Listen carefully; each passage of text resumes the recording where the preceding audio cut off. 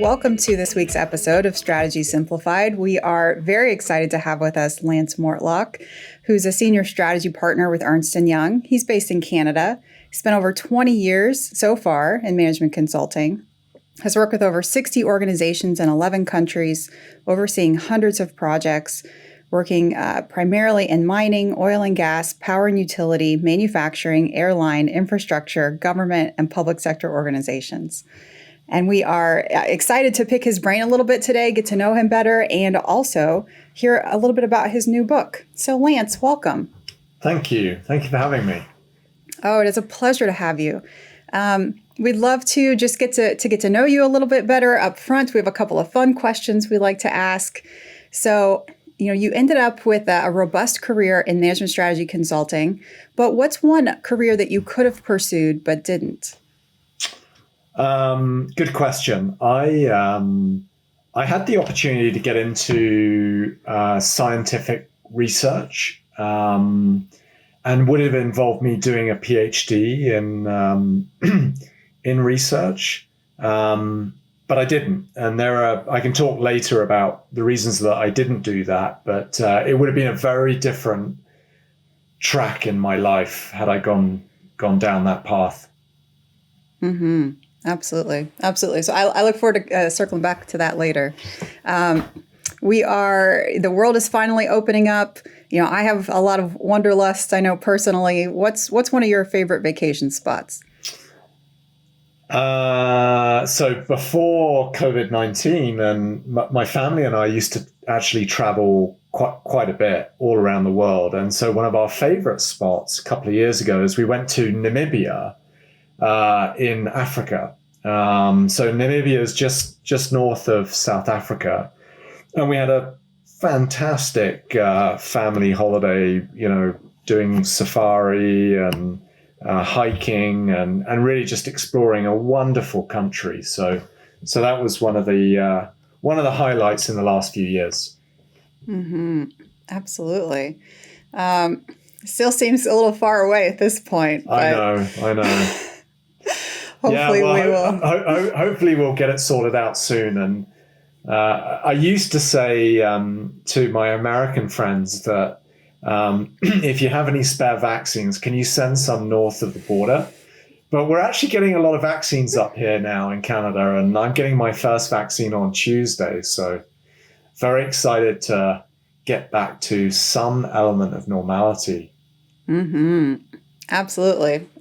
So maybe the slower rollout of vaccines hasn't been one of your favorite things about being in Canada at the moment, but what's one or two kind of underrated perks about living in Canada? Oh, I mean, so originally I'm a Brit, as you can probably tell from my accent, but been in Canada for 12 years. And, the thing that I love about being here is the skiing. My family and I ski a lot. The skiing is amazing. And just the outdoor way of life. Like there's just tons of spots to, hike and explore and kayak and Canadians, as Americans would always say, are so nice. So it's just so easy to live here. So I feel very, very privileged to live in this part of the world. I feel like Brits are so nice too, but do you think that Canadians are even nicer than Brits? Oh yeah. Like Brits have got a bit of an edge to them sometimes, but Canadians are incredibly welcoming. So. Mm-hmm. Well, Lance, so we got to know you just a little bit personally. What about professionally? Tell us a little bit more about what you're doing nowadays and, what makes up your days. Yeah, so I've been consulting for 20 years now, and as a strategy consultant, I really get the opportunity to work with all kinds of companies on their most complex strategic issues, and I love that. I love that about my job. I wake up in the morning, every morning, working on all kinds of interesting stuff with senior leaders in different public and private sector organizations. And I get a real kick out of that, helping companies and organizations be successful it's a very rewarding component of what I do. And so for EY, I lead our strategy transformation group. And really that's a group of folks in Canada who focus on helping clients with those kinds of issues. And so we've got consultants in all the major cities across Canada, really helping all of the major sectors with their complex strategic issues. Mm-hmm. Mm-hmm. And what made you decide to get into consulting in the first place? Yeah, it was kind of a bit of a fluke, actually, in that so when I did my undergrad degree in a place that most of your listeners would have never have heard of in the UK, a university called Exeter, which is quite a good university in the UK, by the way. But I did my undergraduate degree in sort of biological science, biochemistry, and I kind of talked to a career mentor who said, you can continue down that path of sort of science and research and probably do a PhD. But have you ever thought about, maybe getting into business? And maybe the starting point is to do an MBA. So I went and did my MBA, and that really kind of opened my mind to kind of business, which I found, pretty interesting and curious. I'm a naturally curious person and I love to learn. And so I did my MBA, and then the first company that I joined was Anderson Consulting way back when. And they had a recruitment fair at Cardiff Business School, which is the business school I went to do my MBA. And they were talking about consulting. And the thing that really appealed to me was the variety. Consulting brings this real diversity in terms of different projects and different clients. And I was kind of like, well, that's pretty intriguing. I think I could quite enjoy that. So I ended up joining Anderson Consulting, which became Accenture later on. I guess the rest is kind of history, as they say. But what was pretty interesting early on in my career was I remember having a kind of one of those first conversations that you have with a pretty senior partner. His name was Tim, and I was in Arundel Street in central London in the UK, and Tim kind of swoops into this meeting room. There's a bunch of analysts, and he kind of looked at me and he said, "So, Lance, how do you feel about Oman?" And I was like, Oman, like I didn't even know where that was geographically. And he's like, yeah, there's a big transformation project going on there for a national oil company. We want you to fly to Oman and spend the next couple of years working on this big transformation. And so off I went, green behind the ears with my MBA, thinking that I was the bee's knees. And little did I know, as I kind of turned up on this major program, and then just things went from there. And I was very fortunate in those early days to work on some pretty interesting programs. Oh gosh, that sounds like quite the start. If that was in your first couple of years, that would have been quite the transition for sure. But then you made a mid-career transition from Accenture to EY. What helped prompted that shift? Yeah, I mean, look, Accenture is a great organization, and look, I had a wonderful 10 years with them. I had the opportunity to travel all around the world. I worked in Oman. I was in Qatar for a while, Malaysia, Holland, Norway, all kinds of countries working on projects. But I guess I kind of reached a natural end point in my career with them where I wanted something more. And I think what was particularly appealing to me about EY was one, they were very interested at the time in kind of developing strategy type services. And so I had an opportunity to come in and really build that team in Canada. And I think the other part of EY that was pretty appealing to me was a very entrepreneurial culture, where you can work on, very, very large, complex change programs and strategies you could be doing a project for a non-for-profit and everything in between. So I was quite intrigued by that. And plus, as a partnership, a private partnership, has a very different feel. Like, I would say EY is very paternalistic in its approach. It has a very kind of family orientated, even though we're several 100,000 people around the world. And so it's just a great organization. And I feel, quite lucky to be working here. Mm-hmm, absolutely.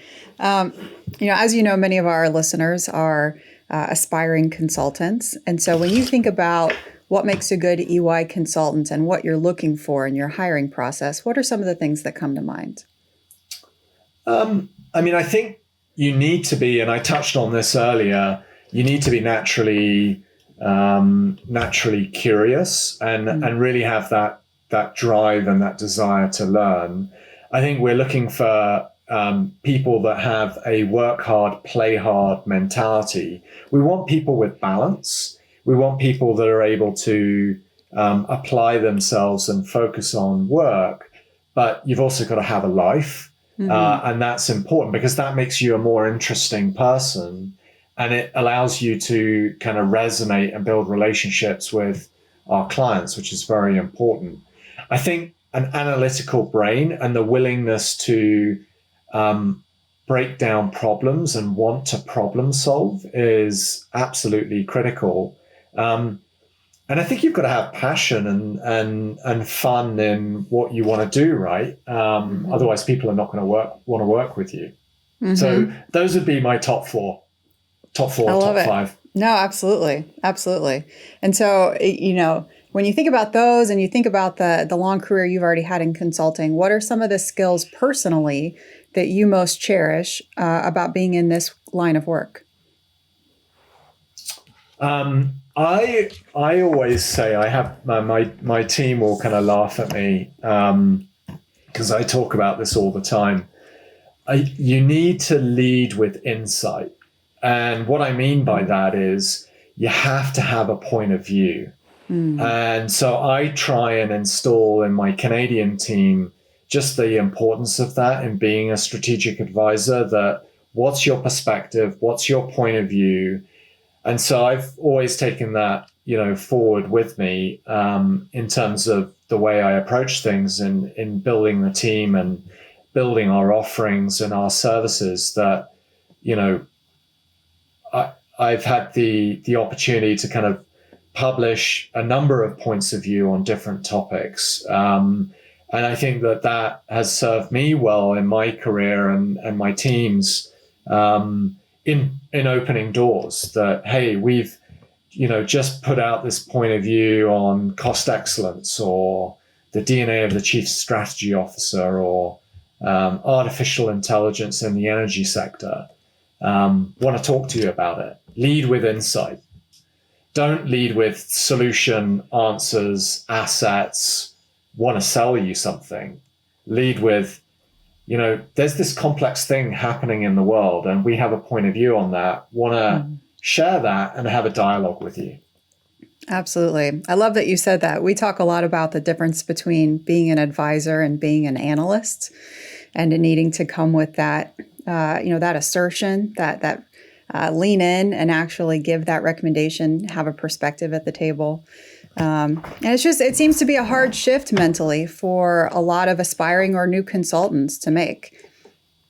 Yeah, I agree. And it comes with time. I mean, we have a model, and I think this is important, that you bring in smart junior people from, top business schools and you grow them from within, and they start as analysts and they build the skills as they go. And And part of one of those skills is the insight. And I think that comes over time. Mm-hmm, mm-hmm. Well, you mentioned your opportunities for publishing, and certainly you've hit a good new achievement here, right? With your new book, Disaster Proof: Scenario Planning for a Post-Pandemic Future, AI, the New Frontier. Let me first say it's visually stunning. I think the design of the dust jacket is beautiful. Thank you for your team for sharing a copy with us. Got to look through the book, and even for those new in the space or aspiring consultants, I absolutely think that this is worth picking up and it's worth a read.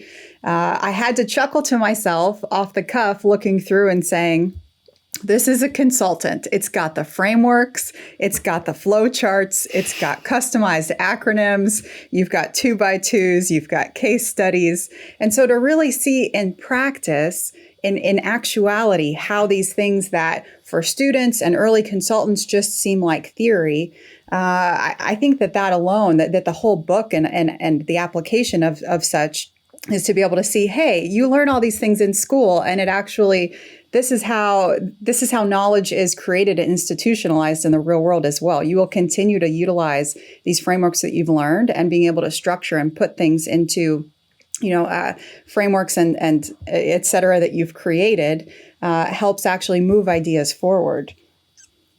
Yeah, I mean, so thank you for that. First of all, I really tried to create the book in a way that it was accessible to everyone. Mm-hmm. So it's written in a way that, one of your listeners that is an aspiring consultant, wants to get into strategic planning, future thinking, can pick it up and go, yeah, like I kind of get that. It's logical, it's practical, it's easily applied. And so that was certainly the principle that I tried to kind of apply to how I wrote the book. And I also try to write it from the perspective of not only a consultant, which I am, and I can't help that, but also that a leader, a CEO, a board member, a scenario planner, an analyst in an organization could pick it up and get something out of it. So I think that there's lots of different things for different people in the book, and it's certainly written that way. Mm-hmm. Absolutely. For our listeners, would you just give a brief introduction of scenario planning in the way that you've defined it in the book? Yeah, absolutely. So, I mean, it really comes down to thinking about the future.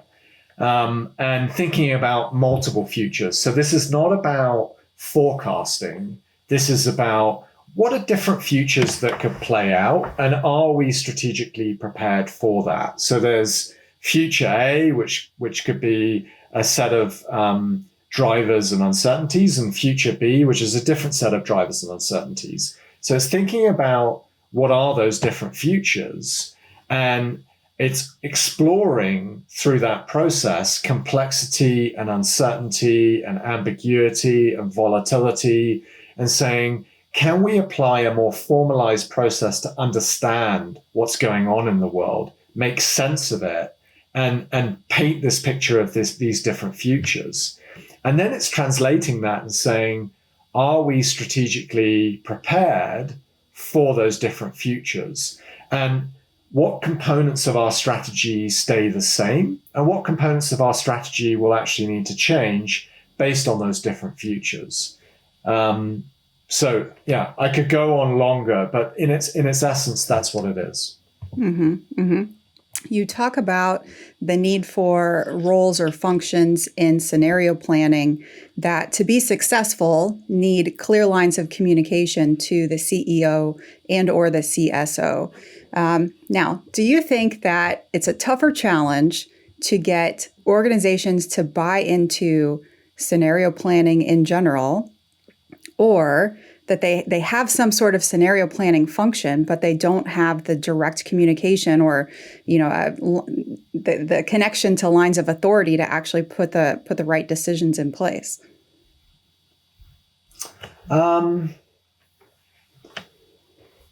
Yeah, I mean, I've seen both. I would say it's a mixture out there. There's, I mean, there's some companies that don't do it at all, and there are some companies that do it, but they do it in an ad hoc, non-routine way, and then others that maybe do it, but it doesn't translate down into the organization. I mean, a great example that I talk about in the book is with British Airways, good British company. As a Brit, I have to talk about BA. But like they used it to really drive frontline communication to their service staff. And it really transformed the way they delivered services to customers at airports and in call centers. So it really went from the top down. But then I've seen other organizations where, it's really the top strategic thinkers that are using it to drive strategy, but there's no translation down.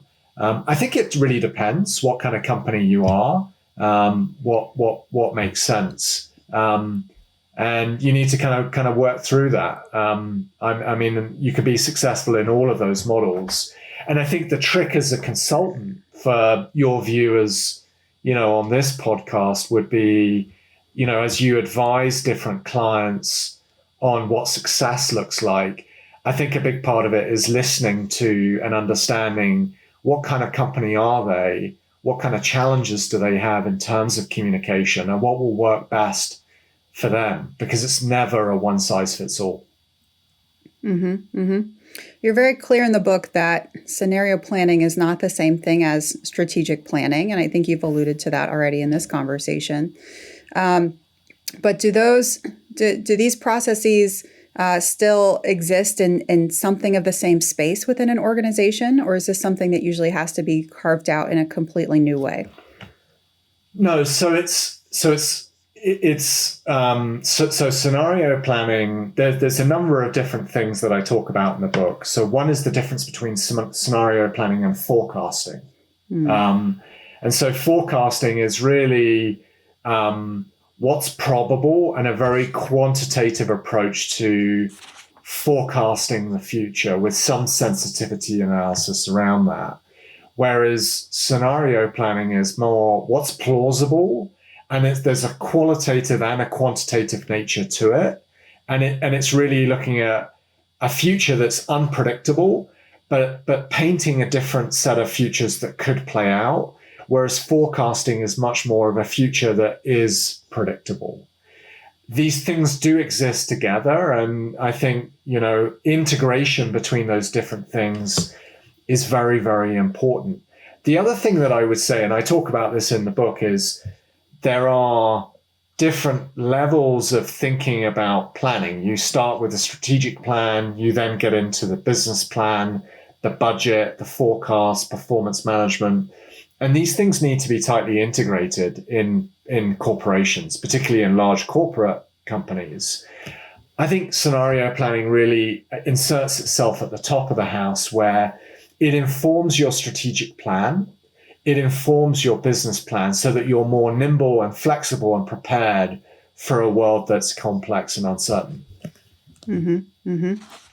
And you do, as you said, you go into detail about each of these roles: the scenario planner, the role that the CEO has to play in successful scenario planning, the role that the CSO has to play, and each of which I think are very robust descriptions, very, very three-dimensional set of roles and responsibilities that these people need to kind of lean into. So you've got, for the scenario planner, that they need to be the researcher and a facilitator and a presenter and a writer, the coordinator. So for an organization wanting to move forward in this way, where do you think that they pull that type of person from within their organization? Yeah, I mean the scenario planner, you mean? Mm-hmm. Yeah, I mean I think you're looking for someone probably from your strategy function. I think you're looking for someone that's naturally curious, is interested in research, is analytical in their mindset, wants to solve problems. and those people can exist in lots of different pockets in the organization where you can pull them out from, and be successful in that role. I think a lot of people that are in the business analyst role can evolve to the scenario planner role. That's something that I've seen a lot of. I've also seen a lot of consultants that have been in consulting for, 5 years, 10 years, and said, I don't want to do it anymore. I want a bit more regularity in my life and ready for a change. And then they flip into industry and play a scenario planner role and be very successful in that role as well. So that's also another possibility. Mm-hmm. Mm-hmm. What are the first steps that you would recommend a business to take if they're intrigued by just the general thought of introducing more scenario planning aspects in their organization? Well, the first step is buy my book. Clearly. Absolutely. Yeah. Yes. So buy the book, read the book. And then once you've got through that, I think the first couple of steps is really, defining the problem that you want to solve, and identifying the stakeholders that you want to engage in that process. That second piece is, I think, often undervalued, but it actually is very, very important. And the reason that I say that's important is the importance of diversity. I think if you have diversity in the room when you're thinking about future scenarios, you get a lot more wide perspective. Because what this is about fundamentally is widening the riverbanks. And you can widen the riverbanks by having diversity in the room, either gender, diversity of experience, diversity of ethnic background. I think everybody brings something to the table that can contribute to the thinking, because this is about thinking, exploring possibilities about the way things could play out. And so, I work with a big cementing company here in Canada, and one of the things that I encouraged them to do is we were running a strategic offsite for 2 days. The top management team in the room, exploring the future and what the strategy would look like. And I said, look, as we were preparing for the session, said, let's bring in some of your customers to provide their perspective on this, because the problem if we just do this as a management team is we're going to be myopic in our approach. So we brought in a large customer, a medium customer, a small customer, because again, there's diversity in the perspectives that they provide. Mm-hmm. And it was very, very powerful. We also had their private equity owner in the room as well. And so I always try and encourage that on the projects that I'm on, thinking about who are the different players that we can bring that will have a perspective. Mm-hmm. Absolutely. So once you've figured out the problem and you figured out what stakeholders you want to be involved, I think the second step that's really important to get started with is exploring the environment, doing the research to say what's going on in the market and the system that we operate in. And that can be a multi-month, multi-week process, or it can be a couple of days doing some Google searches and other things. And you can scale it up and down as you want. But to inform your scenarios, you have to explore the environment in a methodical, structured way. Mm-hmm. Mm-hmm. And are you finding that this type of work is usually achievable within an organization to be able to do this discovery and evaluative work and to establish this new function? Or is this something that is often, even the lead of some of the new projects that you're doing? Is this a new service line for you in its entirety? No. So, look, scenario planning has been around for a while. Military planners were using it on the battlefield in early history, World War II and subsequent to World War II. Shell, and I had the opportunity actually to work with Shell very early on in my career around integrated planning and scenario planning. So I feel very fortunate to have some of that experience. So it's been around for a while, and I think different consulting firms have used it. What I've tried to do through the book is say, that's all fine, but we're not using it as much as we could or we should be.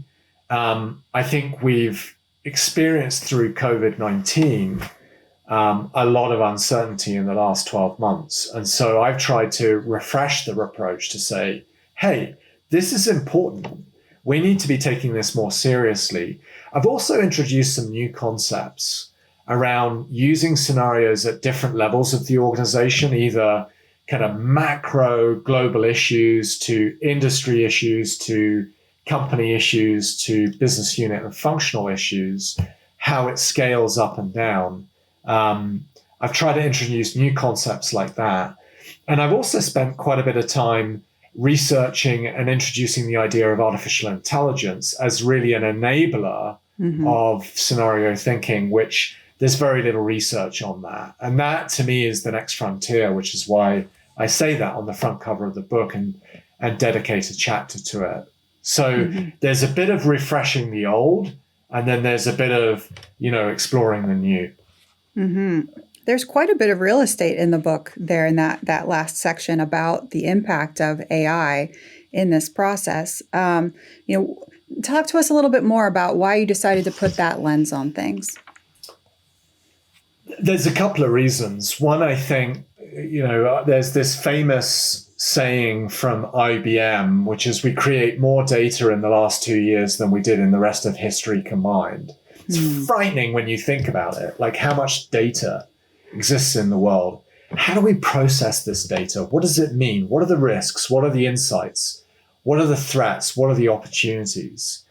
And so one of the things that I explore in the book is the use of natural language processing, an AI tool, to say there are tools out there that can help us scrub this data and draw out the insights. And those insights can inform our scenarios and our strategic thinking in ways that we've never done before. And I think that as strategists, we need to take that way more seriously and integrate into our projects the use of technology like never before. And all the big firms, like we have very, very smart artificial intelligence, business analytics, advanced analytics, machine learning, natural language processing, RPA experts. And I think the strategy folks and the technology folks need to work more closely together in firms in the future to help our clients, leverage this new technology for the most strategic processes and discussions that need to happen in companies. Absolutely. Is there, as we start to wrap up, is there anything else that you want to share about the content or the creation of this book? One of the things that I had a lot of fun kind of thinking about as I was researching the book was what's particularly interesting for me is that is this notion that change is constant and leaders and organizations are dealing with a myriad of challenges all the time, and how we have these sort of periods of relative calm and stability that are inevitably interrupted by periods of massive shocks and disruptions. This is this kind of notion of recurring pattern of every decade or so, something significant happens. I mean, we go back to the economic crisis in 2008, the dot-com bubble in 2000, the tequila crisis, the Latin American sovereign debt crisis, the OPEC crisis. It keeps happening. And we keep being surprised that it happens. It just happened. And so what I'm advocating for very strongly is companies need to be prepared for this. And I think, the concepts that I talk about in the book help companies prepare for that, that cycle of boom and bust, because it's the opportunity and the upside, but it's also the disruption and the downside. And so I think that I would sum up by saying organizations need to develop shock absorbers, think through options, both good and bad, and need to be able to see around the corner and understand what could happen next. And I'm trying to convey in the book that if you reflect, if you learn, if you prepare, focus, seek the best opportunities and wisely invest, using the tools that I advocate for, I think you create an organization that is more resilient, more open, more innovative, more creative, curious, and ready for change. And I think consultants and advisors play a role in that process with management teams. And it's a very exciting prospect to work on in the future. And frankly, I plan on doing more of this in the next couple of years. Absolutely. Creating companies that some may say are disaster proof, right? So exactly. Again, the book is Disaster Proof: Scenario Planning for a Post-Pandemic Future. Lance, it's been a pleasure to speak with you, learn more about you, and hear about your book. Thanks for joining us today. Thank you for having me. It's been a pleasure.